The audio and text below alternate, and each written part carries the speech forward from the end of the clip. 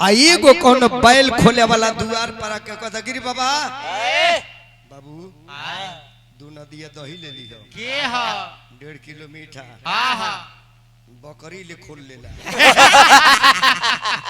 साधु बाबा लौट गईले हथियार के भोजन हो गए ऐसे बेंजुला तरह के सुकामना को नीमन सोच कहे वाला के नीमन आदमी के नीमन कहे के चाहे 33 कोटि देवता बड़े हमने हिंदू समाज के और गणेश जी के पूजा करे के कारण का बा पहले गणेश जी तो कौन वीआईपी वाले ना देहियो निमन है के मुंहो निमन है के तो काहे पूजा होता काहे ये सनातन धर्म के बड़प्पन बा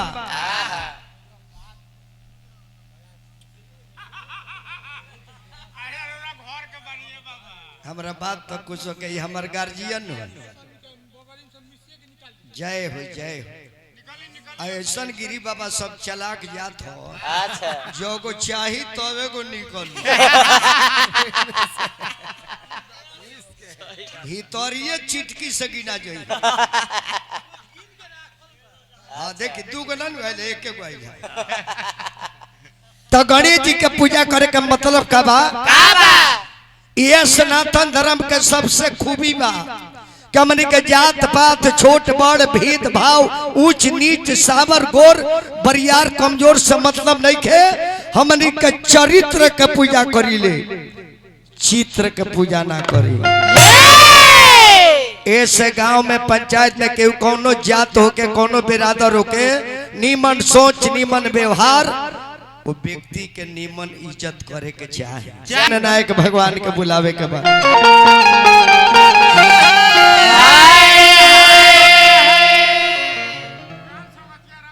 सलाम अलैकुम जनाब मुहर्रम भाई बड़ी दिल से हमारा कमानी ले जब आइल बने जवार में मुहर्रम भैया का हार्दिक अभिनंदन स्वागत बा शुक्रिया बा और सलाम भी बा और खुदा से गुजारिश भी याद दुआ खाती कि मालिक सलामत में भी सलामत रखे कयामत के दिन तक सलामत रखे बाबा के बुलाओ के बाद हे गणनायक मंगलदायक अरे वेद पुराण के ज्ञाता हमारा पाता बावे अरे हमारा पाता बावे अरे रौड़े बानी भगियों के विधाता हमारा पाता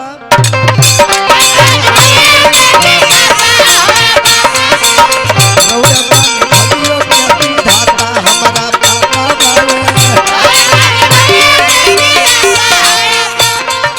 हे गणनायक मंगलदायक हे गणनायक मंगलदायक अरे वेद पुराण की ज्ञाता हमारा पाता बबुआ के बड़का पापा जी श्री धूपनाथ गिरी जी 51 पैदल बनी प्रणाम करता नहीं रौड़े बानी भगियों के विधाता हमारा पाता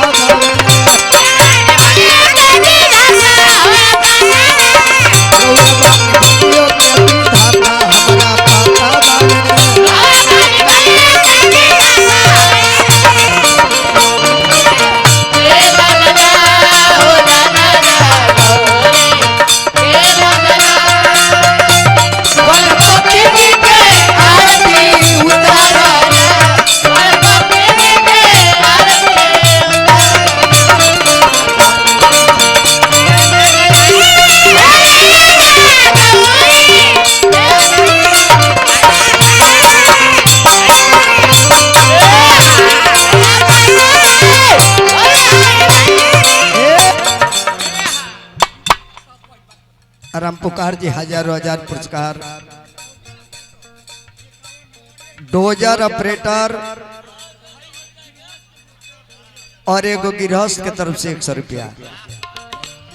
गृहस्थ साधारण व्यक्ति के ना कह जाला गृहस्थ आश्रम हो वो में संत लो रहेला ठीक बा बाबा ए बाबा अछत चंदन पान के पाती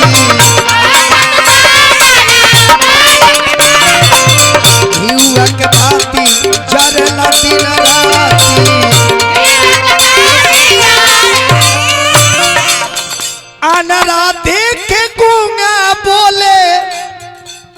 रुआ कृपा से अंधा देखेला, गूंगा बोलेला, बहिरा कीर्तन सुनेला, लांगड़ा पहाड़ों पर चढ़ जाला। जैसे को हमार चेला लांगड़ा बरबीन सिंह अभियंता ओकरा गोड़बा आ तब चलो तक ना अनरा देख के गूंगा बोले अरे हमार चेला वो फनती खाता सबके पाता बाबे वह बड़े भगियों के विधाता सबके पाता भगियों के विधाता हमारा पाता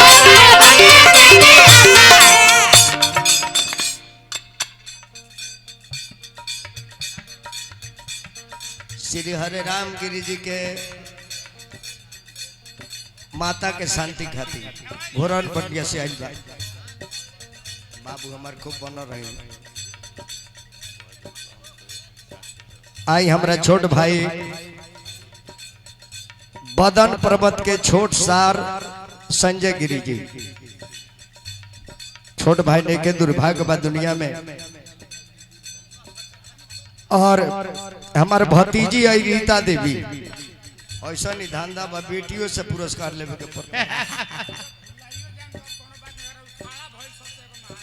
फिर हमरा बड़ी सुंदर लयदार कलाकार यहाँ रही बन रही राउर बाबू कार्तिक कुमार अमर होकर कार्तिक भगवान भोलेनाथ के लड़का के नाम रहे और महादेव के कृपा हुआ लड़का पर बन रहे। ए बाबा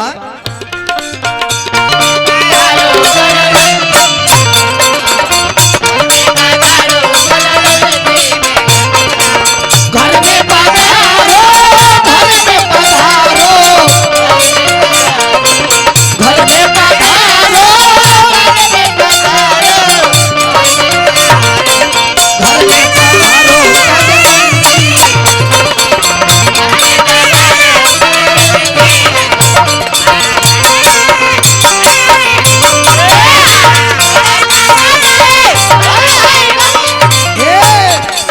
ए बाबा जी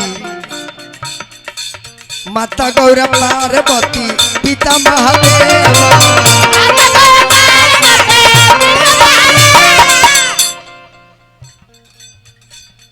श्री ओम प्रकाश गिरी जी अपना स्वर्गीय माता के पंच साहेब पुरस्कार दिल बनी हम गिरी जी के शुभकामना स्वागत और प्रणाम भी करो और मातवा के बार बार अभिनंदन करो। जन्माई हमने के आशीर्वाद आज वहाँ के देत हो के जहाँ भी रहो को। माता गौरा पार्वती पिता महादेव लड्डुआ के भोग लागे संत कर सेवा कहे विजेंद्र सभा के अंदर अरे सब कर खोली खाता हमारा पाता बावे। फिर हमारा मोहन बाबा लाखों लाख रुपया पुरस्कार देनी जहाँ रही बना रही भगवान के कृपा रुआ पर बरसत रहे कि हमारा पाता बावे अरे रौरे बानी भगियों के विधाता हमारा